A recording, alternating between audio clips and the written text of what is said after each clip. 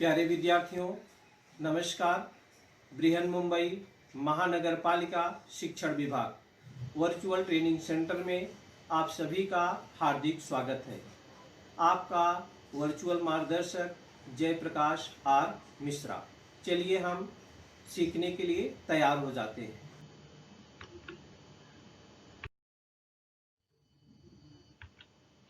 आज हम लोग कक्षा 10वीं विज्ञान और प्रौद्योगिकी भाग 2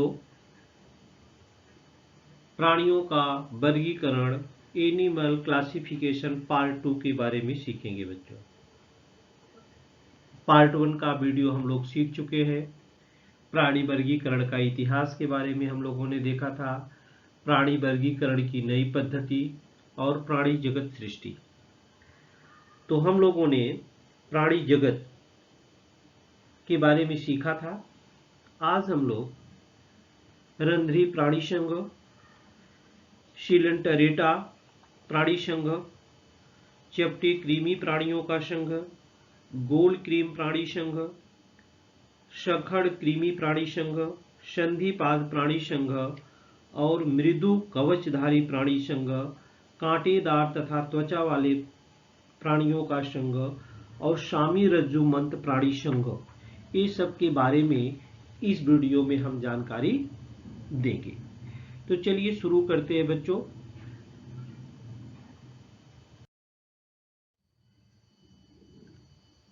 रंध्री प्राणी संघ। रंध्री प्राणी संघ में होता क्या है बच्चों,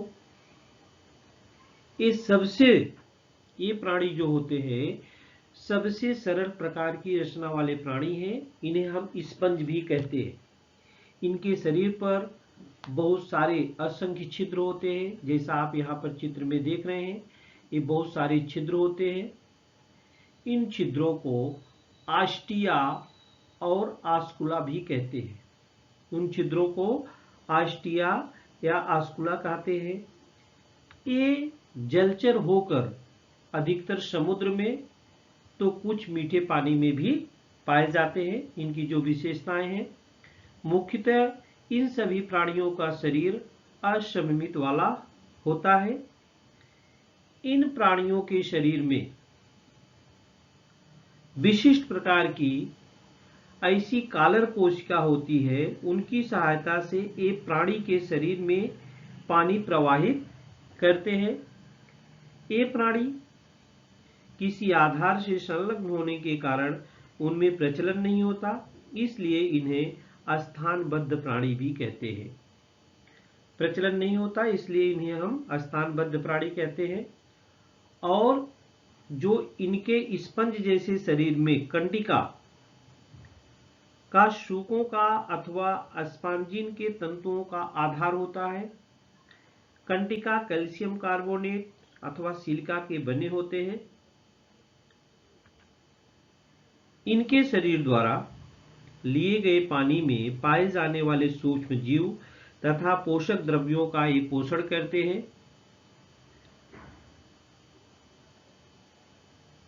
आस्टिया नामक छिद्र द्वारा पानी शरीर में प्रवेश होता है और आस्कुला नामक छिद्र द्वारा पानी जो होता है वो बाहर निकाला जाता है। इनमें प्रजनन की क्रिया मुकुलन इस अलैंगिक पद्धति से अथवा लैंगिक पद्धति से होता है। इसी के साथ इनमें बड़े पैमाने पर पुनरुद्भवन क्षमता भी पाई जाती है। उदाहरण के लिए आप शाइकान, यूस्माजिया, स्नान छिद्रिष्ट, हायालोनिमा या यूप्लेक्टिकल आदि पाए जाते हैं। ये सब चित्र में देख भी रहे हैं। दूसरा जो भाग है बच्चों, शिलेंटरेटा, या इसको निडारिया प्राणी संघ भी बोलते हैं। निडारिया प्राणी संघ बोलते हैं। इसके बारे में भी हम जानकारी कर लेते हैं। ये देखिए, जैसा आप देख रहे हैं चित्रों में, इन प्राणियों के शरीर का आकार दंडाकृति अथवा छतरी के आकार जैसा होता है। दंडाकृति शरीर होने पर बहुशुंडक और छतरी के आकार का शरीर होने पर छत्रिका कहते हैं। ये सभी जलचर हैं बच्चों। ये सभी जलचर तथा प्रायः समुद्रवासी होते हैं। कुछ थोड़े ही प्राणी मीठे पानी में भी पाए जाते हैं। इनका शरीर जो होता है अरिशमित, इनका शरीर अरिशमित और द्विस्तरीय कोशिका वाला होता है। इनके मुख के आसपास दंश पेशीयुक्त स्पर्शिकाएं होती हैं। स्पर्शिकाओं का उपयोग भक्ष पकड़ने के लिए होता है। तो दंश पेशियां भक्षों के शरीर में विष का अतःक्षेपण करती हैं और उनका उपयोग स्वयं के संरक्षण के लिए भी होता है। उदाहरण के लिए जल ब्याल है, कोरलस है, सी आनीमोन है, पोर्तुगीज है, मन ऑफ वार है, जेलीफिश है और प्रवाल है। ये सभी इसके उदाहरण हैं। यहाँ पर देखिए ये जल ब्याल है बच्चों, ये हाइड्रा जिसको बोलते हैं। हाइड्रा को क्या बोलते हैं? जल ब्याल बोलते हैं। यहाँ पर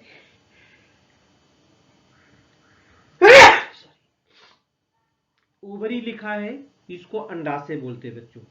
ओवरी को अंडाशय बोलते हैं और इसको वृषण बोलते हैं। सॉरी। और यहाँ पर इसका मुंह होता है, ये भाग इसका माउथ है, मुंह। ये भाग इसका क्या है? माउथ है। ये इसका स्पर्शिका है। ये भाग इसका जो होता है, ये भाग इसका बॉडी कहलाता है, शरीर कहलाता है। और ये न्यू बर्ड जो होता है इसको बोलते हैं नवजात मुकुल। क्या बोलते हैं? नवजात मुकुल। ये क्या बच्चों? कोरल है, कोरल। और ये क्या है? सी एनीमोन। ये क्या है? सी एनीमोन। ये इसका क्या बच्चों? ये शुंडक है। ये भाग इसका क्या कहलाता है? शुंडक है। इसका क्या भाग कहलाता है? शुंडक है। आगे जो हम बताएंगे चपटे कृमि प्राणियों का संघ। यहाँ पर सभी प्राणियों का संघ के बारे में आप परिचित होंगे।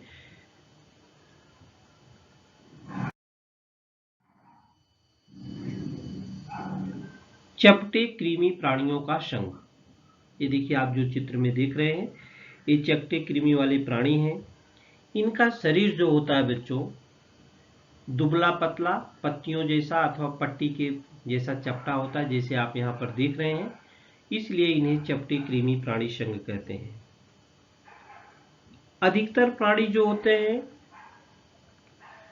अतः परिपोषी होते हैं, परंतु कुछ स्वतंत्र जीवन यापन करने वाले पानी में भी पाए जाते हैं। इनका जो शरीर होता है बच्चों देह गुहा हीन होकर इनमें द्विपार्श्व सममित जो होती है वो पाई जाती है। ये प्राणी त्रिजनन स्तरी वाले होते हैं। इनका शरीर बहिर्जनन स्तर, मध्य जनन स्तर और अंतः जनन स्तर, इस प्रकार 3 जनन स्तरों में बटा होता है। ये प्राणी उभयलिंगी होते हैं, अर्थात एक ही प्राणी के शरीर में नर और मादा दोनों ही प्रजनन संस्थान पाए जाते हैं। उदाहरण के लिए है लीवर फ्लू, फीता कृमि, प्लेनेरिया आदि। ये चित्र हम आपको दिखा रहे हैं, ये देखिए पूरा है। ये इसका मुख है, माउथ। ये देखिए माउथ लिखा हुआ है, ये इसका मुख है। ये इसकी जनन ग्रंथि कहलाती है।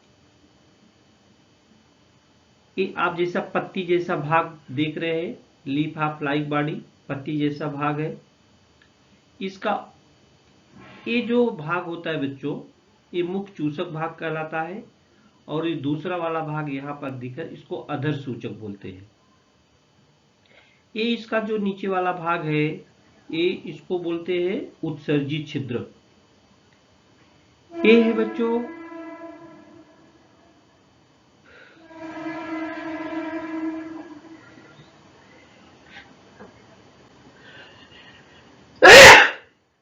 प्लेनेरिया है। और ये पट्टकृमि है। दूसरा जो है टेप एवॉर्म है, इसको पट्टकृमि बोलते हैं, चपटे कृमि संघ के प्राणी है। ये कौन से प्राणी है बच्चों? ये चपटे कृमि संघ के प्राणी है। आगे जो हम आपको बताएंगे गोल कृमि प्राणी संघ के बारे में बताएंगे। गोल कृमि प्राणी संघ, ये देखिए गोल कृमि संघ के प्राणी हैं जो आप देख रहे हैं। इन प्राणियों का शरीर की जो बनावट है बच्चों, बेलनाकार, बारीक धागे के जैसा अथवा दंड गोलाकार होता है, इसलिए हम इन्हें गोल कृमि भी कहते हैं। ये प्राणी स्वतंत्र जीवन यापन करने वाले अथवा अतः परपोषी होते हैं। स्वतंत्र रूप में रहने वाले प्राणी ये जलचर अथवा भूचर भी हो सकते हैं। इन जो प्राणियों का शरीर है त्रिजनन स्तरीय होता है और इनके शरीर में नकली देह गुहा होती है। इन कृमियों का शरीर अखंडित होकर इनके आसपास अनेक जो होते हैं उपचर्म होते हैं और ये प्राणी विशेषता एक लिंगी होते हैं। उदाहरण के लिए एस्कारिस है पेट के परजीवी, फाइलेरिया है हाथी पांव का परजीवी, और लोआ लोआ आंख का परजीवी। आंख का क्या है? परजीवी। इन बच्चों हम इनको गोल कृमि संघ के प्राणी बोलते हैं, गोल कृमि संघ के प्राणी। आगे हम आपको संखड़ कृमि प्राणी संघ के बारे में बताएंगे। संखड़ प्राणी कृमि संघ, ये क्या होते हैं?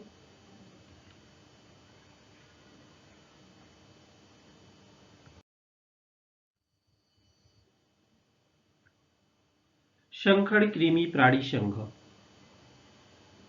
इसमें बच्चों ये भी प्राणी की जो आकृति होती है आप देख रहे बेलनाकार है, दंडाकृति होकर इनमें विखंडी खंडी भवन दिखाई देता है, इसलिए इन्हें खंडीभूत कृमि भी कहते हैं। अधिकतर प्राणी स्वतंत्र जीवन यापन करने वाले होते हैं,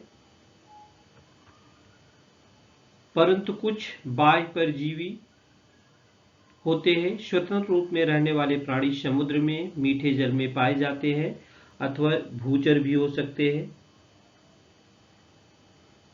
ये प्राणी त्रिजनन स्तरीय, द्विपार्श्व समिति वाले और सत्यदेह गुहा वाले होते हैं। इनमें संचलन हेतु ये देखिए कैसे चलते हैं, दृढ़ रोम अथवा परापात अथवा सूक जैसे अवयव होते हैं।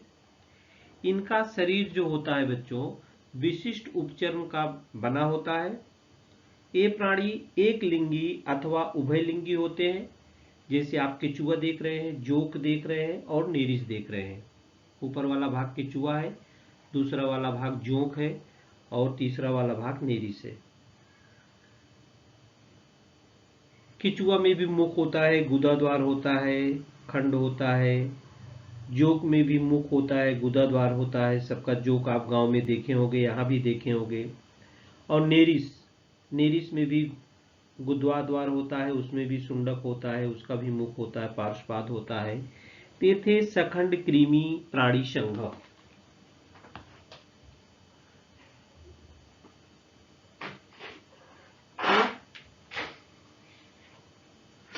सखंड कृमि प्राणी संघ। आगे जो है बच्चों संधिपात प्राणी संघ है।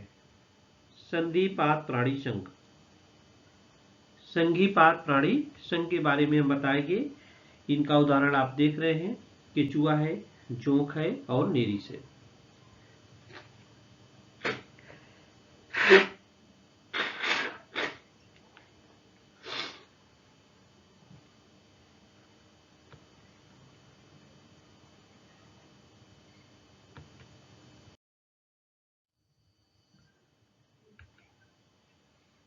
संधिपात प्राणी संघ, इन प्राणियों में छोटे छोटे टुकड़े जुड़ करके उपांगों का निर्माण होता है, इसलिए इन्हें हम संधिपात प्राणी कहते हैं। ये पृथ्वी पर प्राणी जगत में इस संघ के प्राणियों की संख्या सबसे अधिक है, इसलिए संधिपाद प्राणी संघ का यह प्राणियों में सबसे बड़ा और जीवन संघर्ष में सभी प्रकार से सफल होने वाला संघ है। ये प्राणी कहाँ पाए जाते हैं? ये प्राणी गहरे समुद्र, उसी प्रकार सबसे ऊंचे पर्वत शिखर, ऐसे सभी प्रकार के अधिवासों में पाए जाते हैं। इन प्राणियों का जो शरीर की बनावट होती है वो त्रिजनन स्तरी, सत्य देह गुहा युक्त और द्विपार्श्व संमित वाला होकर के खंडीभूत भी होता है। इनके शरीर के जो आसपास काइटिन युक्त बाह्य कंकाल होता है। काइटिन युक्त क्या होता है? बाह्य कंकाल होता है।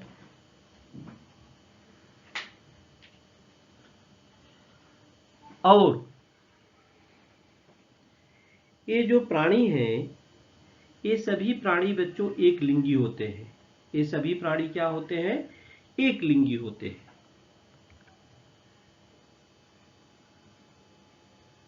इन प्राणियों में आप देख रहे हैं कीकड़ा है, मकड़ी है, बिच्छू है, गोम, तिलचट्टा, तितली, मधुमक्खियां, मच्छर, ये मक्खी सभी आते हैं। ये सबके उदाहरण है। इधर कुछ उदाहरण हमने देखे, चित्र दिखाया आपको, जैसे बटरफ्लाई दिखाया है, बिच्छू दिखाया है, गोजर दिखाया और तिलचट्टा दिखाया है, आपके घरों में दिखते हैं।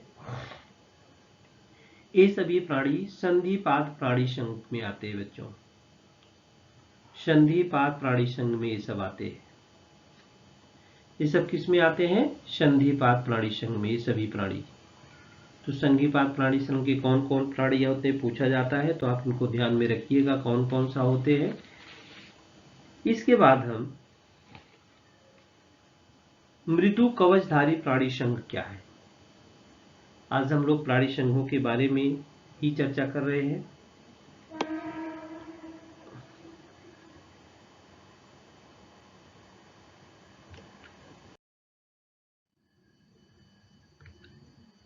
मृदु कवचधारी प्राणी संघ, इन प्राणियों का जो शरीर होता है बच्चों, आप देख रहे हैं चित्र में, पहचानते भी आप इनको तरह, सभी हम नाम बताएंगे इनका। इन प्राणियों का शरीर नरम होता है, बुलबुले जैसा होता है, इसलिए इन्हें मृदु कवचधारी प्राणी कहते हैं। यह प्राणियों में दूसरा सबसे बड़ा संघ है। इस संघ के प्राणी जलचर और भूचर दोनों होते हैं। जलचर मृदु कवचधारी प्राणी ये प्राय समुद्र में पाए जाते हैं और कुछ मीठे पानी में भी पाए जाते हैं। इनका जो शरीर होता है त्रिजनन स्तरी, देह गुहा युक्त, अखंडित और मृदु होता है। मुष्टि शंख जैसे प्राणियों के अतिरिक्त सभी का शरीर द्विपार्श्व संमित वाला होता है। इनका शरीर सिर, उपांग, पाद और पाचन अंतरंग संहति ऐसे 3 भागों में विभाजित होता है। अंतरंग संहति प्रवार, इस कवच युक्त संरचना से आच्छादित होकर यह प्रवार अत्यंत कठोर कैल्शियम कार्बोनेट युक्त संरक्षक कवच का बना होता है, जो संस्त्रावित होता है। कवच यह शरीर के चारों ओर अथवा शरीर में होता है, तो कुछ में यह नहीं भी होता है। ये भी प्राणी एक लिंगी होते हैं। ये भी प्राणी क्या होते हैं? एक लिंगी होते हैं। ये देखिए बच्चों, आप लोगों ने सीप देखा होगा, समुद्र में सीप पाई जाती है, ये सीप है। और दूसरा जो होता है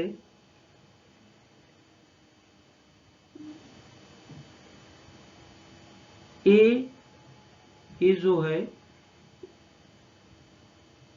ये वाला जो चित्र आप देख रहे हैं, इसको बोलते हैं अष्टभुजाधारी या ऑक्टोपस। इसको क्या बोलते हैं? ऑक्टोपस बोलते हैं। तो ऑक्टोपस जो होता है उसमें भी नलिका होती है, उसमें आंखें होती हैं, चूसक होते हैं, सुंडक होते हैं।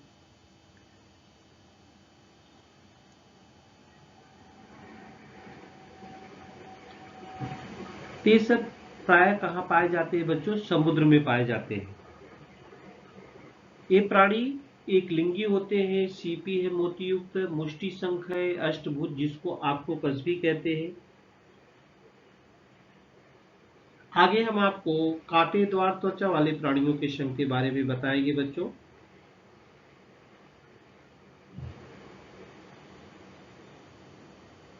उसमें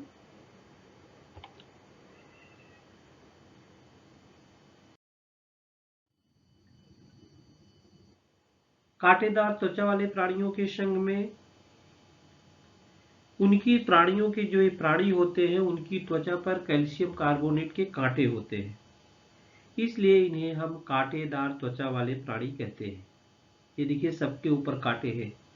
सबसे पहले हम यहाँ पर स्टारफिश जिसको सितारा मछली भी कहते हैं बच्चों, आप पहले चित्र में दिया गया है। इस संघ के प्राणी जो होते हैं प्राय सभी समुद्र में पाए जाते हैं। इनका जो शरीर होता है वो त्रिजनन स्तरी और देह गुहा युक्त होकर प्रौढ़ावस्था में पंच अरिशमित दिखाई देती है, परंतु इल्ली अवस्था में शमित द्विपार्श्व होती है। ये प्राणी जो होते हैं नलिकापात ट्यूब फिट की सहायता से संचलन करते हैं। नलिका पादों का उपयोग भोजन पकड़ने के लिए भी करते हैं। कुछ प्राणी स्थानबद्ध होते हैं। इनका जो कंकाल होता है बच्चों, इन प्राणियों का कैल्शियम कार्बोनेट युक्त कांटे अथवा पट्टिकाओं का बना होता है। इन प्राणियों में पुनरुद्भवन पुनः निर्मिति यह क्षमता काफी अच्छी होती है। ये भी प्राणी जो होता है प्राय एक लिंगी होते हैं। ये सितारा मछली है बच्चों, स्टारफिश इसको बोलते हैं। ये समुद्र ककड़ी है, इसको समुद्र ककड़ी बोलते हैं। सी कुकुम्बर, और इसको सी आर्चिन बोलते हैं। इसको क्या बोलते हैं? सी आर्चिन। ये कांटेदार त्वचा वाले प्राणी संघ के प्राणी हैं, माने इनकी त्वचा पर कैल्शियम कार्बोनेट के कांटे होते हैं। जो कांटे होते हैं किसके होते हैं बच्चों? कैल्शियम कार्बोनेट के होते हैं। और शामी रज्जु मंत प्राणी संघ क्या होता है? शामी रज्जु मंद प्राणी संघ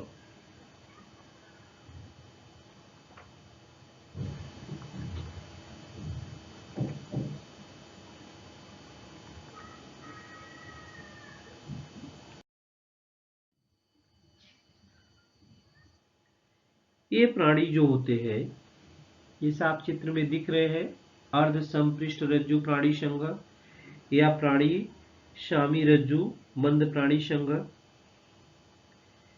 इन प्राणियों का जो शरीर होता है बच्चों, जैसा आप देख रहे हैं, भागों भागों में बटा होता है, कई भागों में बटा होता है। मुख्यतः 3 भागों में बटा होता है, 3 भागों में विभक्त होता है। इस प्रकार शुंड, स्कंदमूल और धड़ 3 भाग में है। ये देखिए, ये ऊपर वाला भाग यहाँ पर आप देखेंगे, ये देखिए भाग शुंड होता है। ये भाग क्या होता है? शुंड होता है। ये वाला दूसरा वाला भाग एक कॉलर होता है।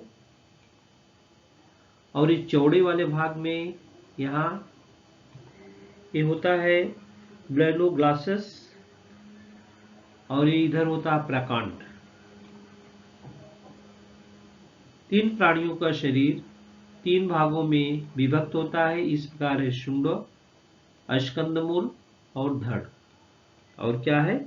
धड़। इनके केवल शुंड में ही पृष्ठ रज्जु होता है, इसलिए इसे सामी रज्जु मंत प्राणी कहते हैं।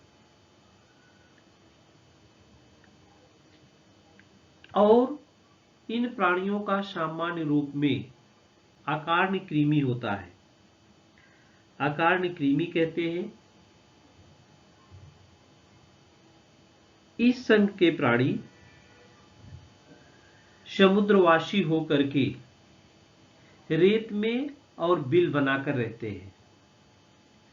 है तो समुद्रवासी, लेकिन ये रहते कहाँ है? रेत में और बिल बना करके रहते हैं। श्वसन कैसे करते हैं बच्चों ये लोग? श्वसन के लिए इनमें एक से अधिक क्लोम छिद्र होते हैं। ये भी प्राणी सभी प्राणियों की तरह एक लिंगी अथवा या उभयलिंगी भी हो सकते हैं।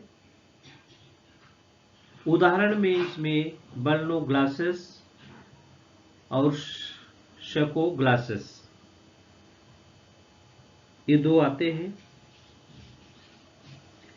उत्क्रांति की दृष्टिकोण से बच्चों, बर्नोग्लासस इस प्राणी को असंपृष्ठ रज्जु प्राणी अथवा संपृष्ठ रज्जु प्राणी के बीच की कड़ी कहते हैं। यह प्राणी उपर्युक्त दोनों प्रकार के प्राणियों से कुछ कुछ गुणधर्म जो होते हैं वो दर्शाते हैं। कुछ कुछ गुणधर्म क्या होते हैं बच्चों? दर्शाते हैं।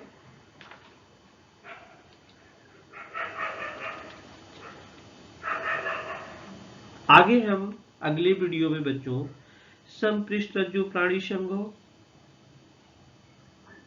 और मत्स्य प्राणी संघ और सरीसृप प्राणी संघ के बारे में चर्चा करेंगे। तो आज हम लोगों ने इस वीडियो में रंध्री प्राणी संघ, निडारिया प्राणी संघ, चपटे कृमि प्राणियों का संघ, गोल कृमि प्राणी संघ, शखड़ कृमि प्राणी संघ, संधिपात प्राणी संघ, मृत्यु कवचधारी प्राणी संघ, कांटेदार त्वचा वाले प्राणियों का संघ और शामी रज्जु मंत्र प्राणी संघ के बारे में चर्चा किया। तो बच्चों, हमें आशा है हमने चित्रों के द्वारा उसका निवास स्थान है प्राणियों का संघ, इनकी आकृति कैसी होती है, इनका प्रजनन कैसे होता है और एक लिंगी है या उभयलिंगी है, इसके बारे में हम लोगों ने चर्चा किया। तो आज के लिए इस वीडियो में इतना ही। आगे हम अगले वीडियो में आपसे फिर मिलेंगे।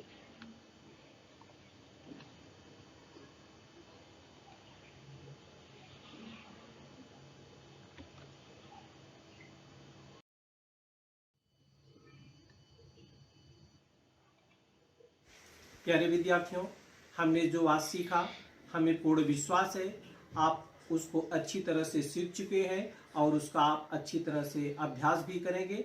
आज के लिए इतना ही। धन्यवाद।